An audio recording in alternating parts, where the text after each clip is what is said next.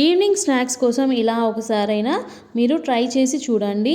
ఆలు మిక్చర్ అయితే ట్రై చేయండి, చాలా సూపర్గా వస్తుంది. ఎలా చేయాలో ఫుల్ ప్రాసెస్ కూడా చూపిస్తాను.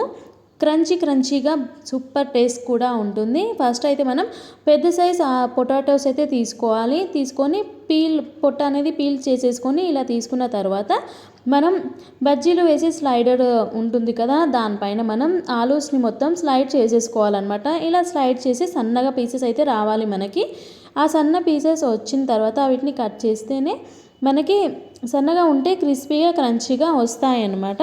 అందుకోసమని ఈ పొటాటోస్ అన్నిటిని ఇలా స్లైడ్ చేసేసుకోవాలి. చూస్తున్నారు కదా, ఈ విధంగా చేసిన తర్వాత ఇవన్నీ ఒక సైజులో తీసేసుకొని ఇట్లా సన్నగా మనం కట్ చేసుకోవాలి. అన్నీ ఒకే సైజులో వస్తాయి. అలాగే మనకి సన్నగా ఉండాలన్నమాట.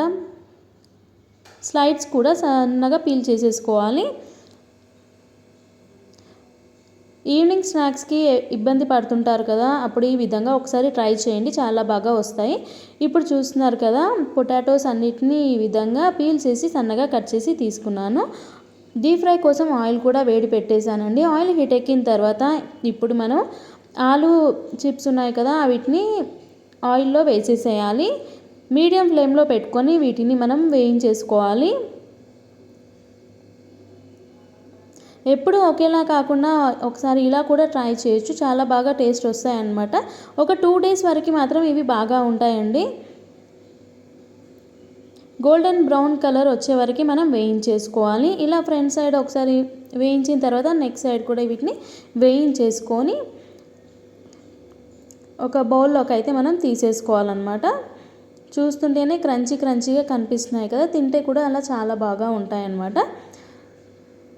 ఇలా ఒక బౌల్లోకి అయితే మనం తీసేసుకోవాలి. అదే ఆయిల్లో కొద్దిగా పల్లీలు అలాగే కాజు కూడా వేసేసుకొని వేయించేసుకోవాలి. నార్మల్గా డీప్ ఫ్రై చేసేసుకొని ఇవి కూడా మనం ఆలు క్రంచీ దాంట్లో వేసేసుకోవాలి. అలాగే కరివేపాకు కూడా వేసేసుకోవాలి. కరివేపాకు కూడా వేస్తే క్రిస్పీగా క్రంచీగా మిక్చర్ అనేది మనకి బాగా టేస్ట్ వస్తుందన్నమాట. ఈ విధంగా మిక్చర్లో అయితే మనం అన్ని కరివేపాకు కూడా వేసేసి దీంట్లో తగినంత మిర్చి పౌడర్, అలాగే తగినంత సాల్ట్, అలాగే నేనైతే ధనియాల పొడి అయితే వేసుకున్నాను. మీకు కావాలంటే ఆమ్చూర్ పౌడర్ కూడా వేసేసుకోవచ్చండి.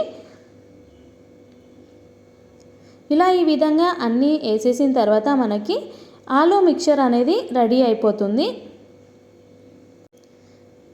చూస్తున్నారు కదా, క్రిస్పీ అయినా క్రంచీ అయినా ఎంతో రుచికరమైన ఈజీ అయిన రెసిపీ.